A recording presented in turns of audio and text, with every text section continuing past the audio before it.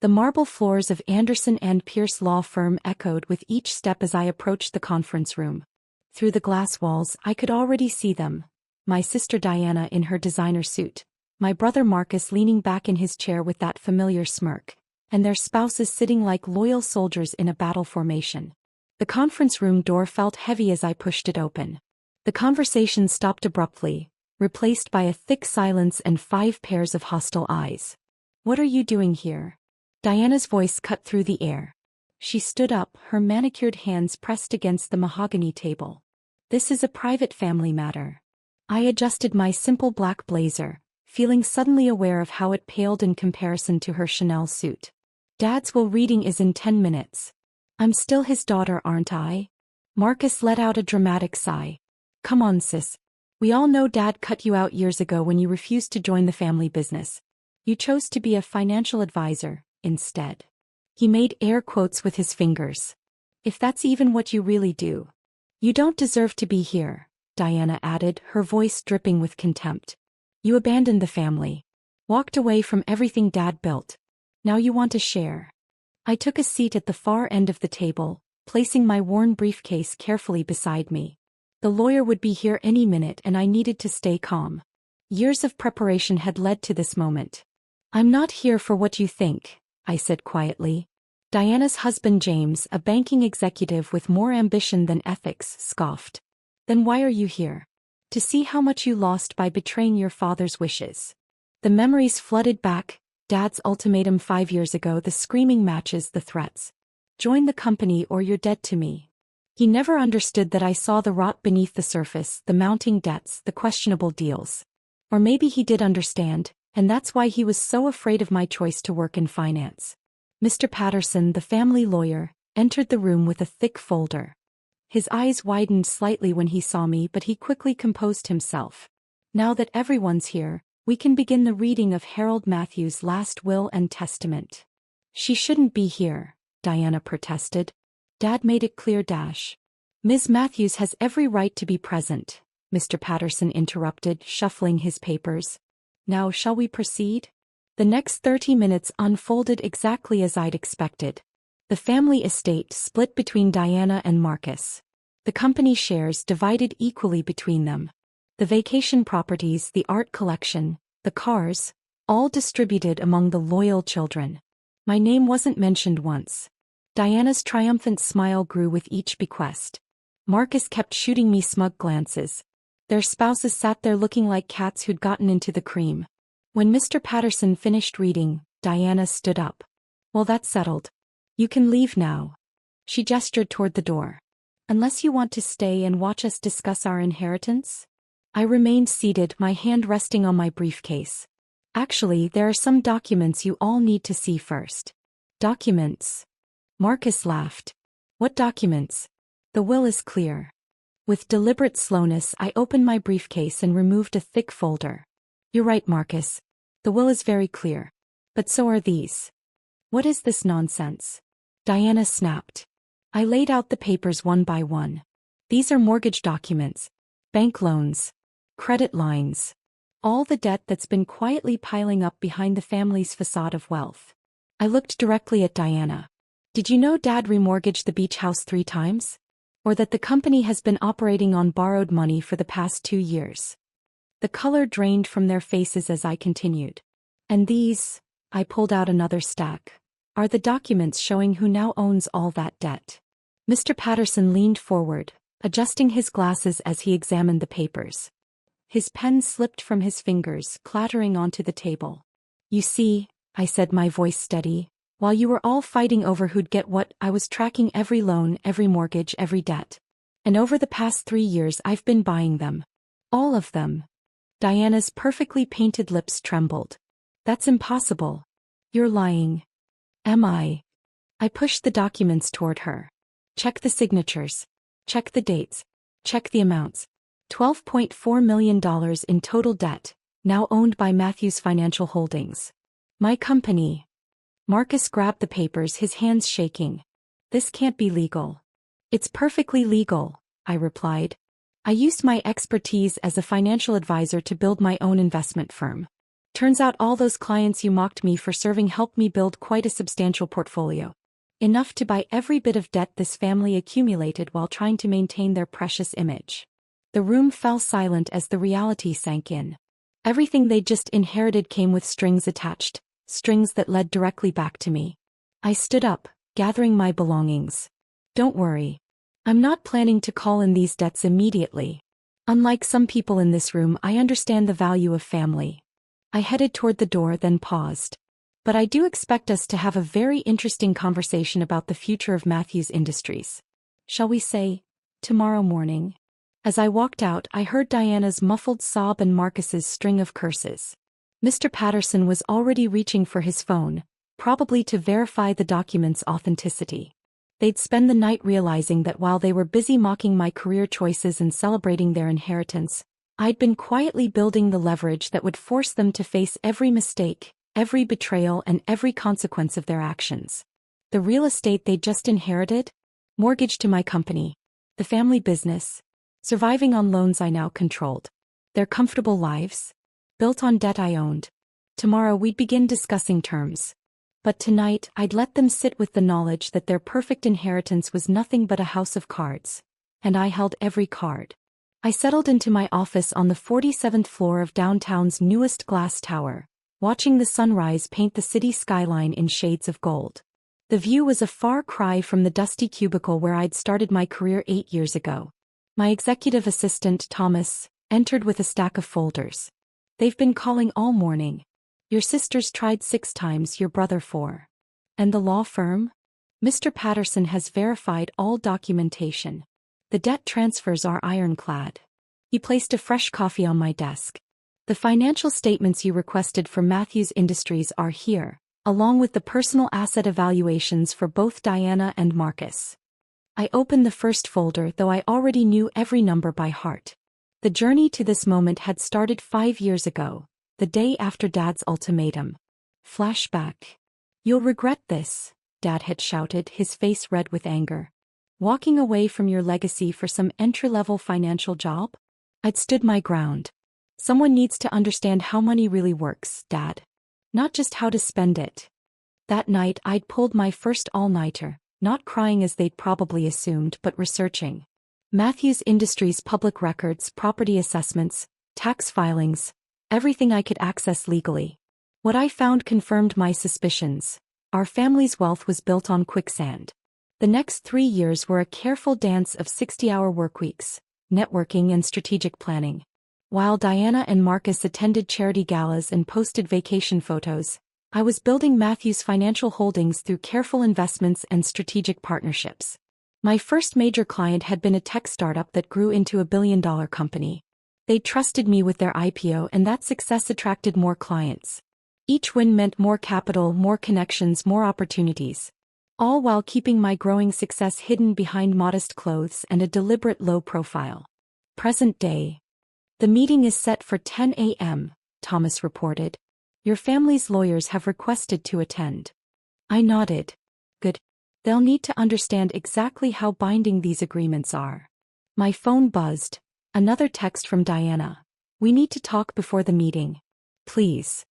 I set the phone aside and opened my laptop, pulling up a document I'd prepared months ago. Matthews Industries restructuring proposal. The company needed saving whether my siblings admitted it or not. Dad's old-school management and their reckless spending had left it vulnerable. I had a plan to modernize operations, streamline costs, and expand into emerging markets. But first they needed to understand exactly how precarious their position was. Thomas cleared his throat. There's something else. Your brother's wife has been asking questions at their country club. Apparently, some of their regular lunch crowd includes your clients. I smiled. Of course they did. I'd carefully cultivated relationships with exactly the right people over the years. The same social circles my siblings used for showing off, I'd used for building my empire. Speaking of clients, Thomas continued, Mr. Davidson from the merger deal called. The papers are ready for signing whenever you're free. The Davidson deal. My latest acquisition that would push Matthews Financial Holdings past the billion-dollar valuation mark. The irony wasn't lost on me that this milestone would come the same week I finally revealed myself to my family. I spent the next hour reviewing the documents for the meeting. Each page represented a piece of the puzzle I'd carefully assembled. The beach house mortgage, $2.3 million. The company's operating loans, $5.7 million. Diana's personal credit lines, $1.8 million. Marcus's investment debt, $2.6 million. Plus various smaller loans and obligations they'd accumulated trying to maintain their lifestyles. My phone buzzed again. Marcus, this time, this is ridiculous. You can't do this to your own family. Family. The word they only seemed to remember when they needed something. I thought back to all the moments that had led here. Diana mocking my little office job, at Mom's funeral 2 years ago. Marcus telling his friends I was just a banker at his wedding. The holiday dinners where they seated me at the kids' table. The family photos I was conveniently left out of. Each slight had only fueled my determination. While they were laughing, I was learning. While they were spending, I was investing. While they were burning bridges, I was building an empire. A knock at my door interrupted my thoughts. It was Sandra, my head of legal. Everything's in order, she reported, setting down another folder. I've reviewed all the debt contracts. They're ironclad. Your siblings' lawyers won't find any loopholes. And the restructuring proposal? Aggressive but fair. It gives them a path forward while ensuring you maintain control. She paused. Are you sure you want to do this? Once we start, there's no going back. I stood up and walked to the window, looking down at the city below. They need this wake-up call. The company needs new leadership. I'm not doing this for revenge. I'm doing it to save what Dad built, even if he never understood that. Sandra nodded. The conference room is ready. We've set up the presentation and have copies of all relevant documents. Perfect. I checked my watch. 9:30. Let's give them a few minutes to stew when they arrive. I want them to see exactly where they are, and who they're dealing with. As Sandra left, I opened my desk drawer and pulled out an old photo. Dad, Mom, Diana, Marcus, and me at the company's 30th anniversary. We were all smiling then, before money and power had twisted everything. My phone lit up with another message, this time from an unknown number. Diana's husband, whatever your price is, name it. This can all go away. They still didn't get it. This wasn't about money. It was about responsibility, about consequences, about finally bringing order to the chaos they'd created. Thomas appeared at my door. They're starting to arrive. Diana and her husband are already in the conference room. Marcus is in the lobby. I gathered my files and straightened my jacket, a custom-made piece that cost more than Diana's entire wardrobe, though its subtle elegance wouldn't show it. One more thing, Thomas added with a slight smile. The Forbes article about you is scheduled to go live at noon. Perfect timing. By then my siblings would understand exactly who they'd been underestimating all these years. I took one last look at the photo before returning it to the drawer. It's time.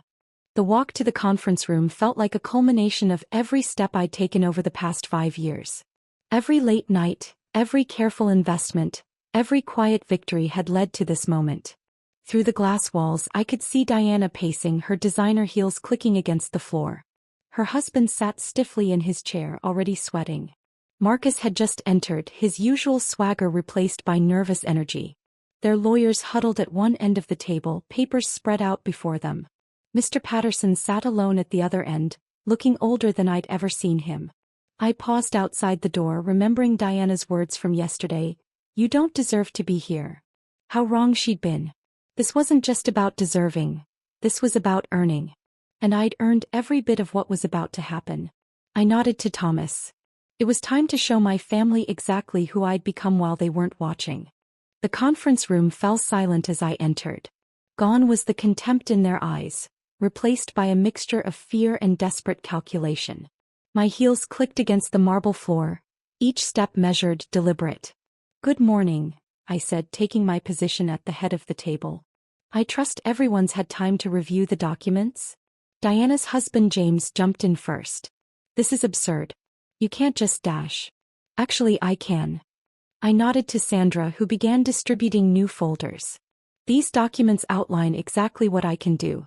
But more importantly, they outline what I'm willing to do instead." Marcus flipped through the papers frantically. "What is this?" "A takeover." "A rescue," I corrected. Matthews Industries is 3 months away from insolvency. The company's debt-to-equity ratio is unsustainable.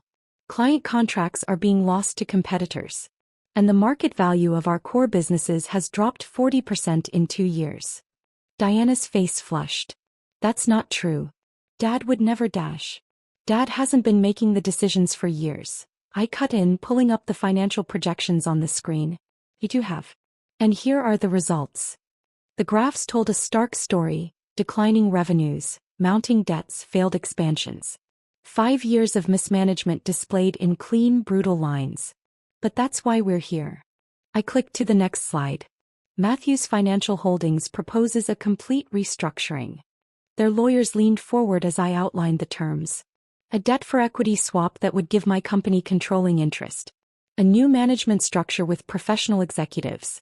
A modernization plan for core businesses. And most importantly, a path for Diana and Marcus to retain meaningful roles if they prove themselves capable. This is blackmail, Marcus sputtered. This is business, I corrected. The same business you mocked me for learning while you were busy playing executive. Just then, phones around the table started buzzing. Right on schedule. Rising star in finance.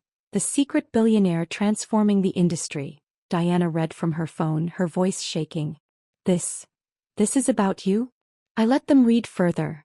About my firm's success, our billion-dollar valuations, the string of successful ventures.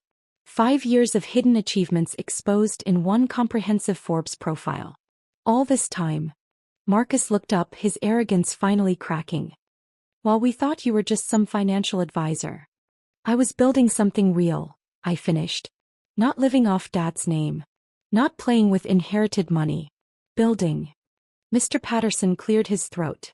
The terms of this restructuring are quite generous, considering the circumstances. You're offering them a chance to stay involved. Under my control, Diana spat. Under competent leadership, I corrected. You have 1 hour to decide. Either accept the restructuring or I'll call in all the debts immediately. The choice is yours. The next 50 minutes were a blur of urgent whispers, hurried phone calls, and frantic consultations with lawyers. I sat quietly watching them come to terms with their new reality. Finally, Diana spoke. Before we decide, I need to know. Why didn't you tell us about your success? I considered the question carefully. Would you have believed me? Or would you have just found new ways to mock my choices? The flash of shame on her face was answer enough. We accept, Marcus said quietly. We don't have a choice, do we? You always had choices, I replied. You chose to dismiss me.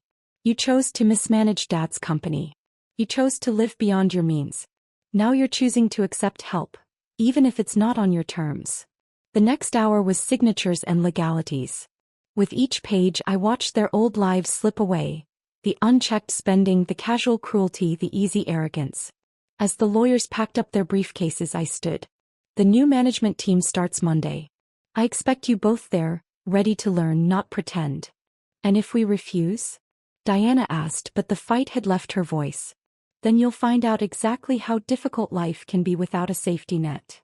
I gathered my things. But I don't think you'll refuse. Because deep down you know this company needs saving. And for once in your lives, you'll have to earn your place in it. They filed out slowly, shoulders slumped, designer labels suddenly looking more like costumes than armor. Only Mr. Patterson remained. Your father, he said quietly, would be proud. Not of them. Of you. I shook my head. Dad never understood that protecting his legacy meant changing it. But he will. I handed him one final document. Once the restructuring is complete, I'm renaming the company. Matthews Financial Group. A new beginning. Later that evening, I stood at my office window watching the city lights flicker on. My phone had been quiet for hours. No more desperate calls or angry texts. Thomas appeared with a glass of champagne. Congratulations, Ms. Matthews. Or should I say Tho Matthews? I took the glass, thinking about the long road ahead. Saving the company wouldn't be easy. Teaching my siblings real business would be even harder. But as I looked at my reflection in the window, no longer the dismissed younger sister but the leader I'd worked to become, I knew one thing. Every moment of underestimation, every dismissive comment, every family dinner spent at the kids' table had led to this. They'd thought I was settling for less by choosing finance over the family business. They never understood I was actually choosing more, choosing to earn my success rather than inherit it. My phone buzzed one last time. A text from Diana. I'm sorry. For everything. Can we talk tomorrow? About the company. About learning. I smiled, typing back a simple response. My office. 9 a.m. Don't be late. Sometimes the best revenge isn't destruction. It's reconstruction. Building something stronger from the ashes of what was broken. And as I raised my glass to the city skyline, I knew this was just the beginning.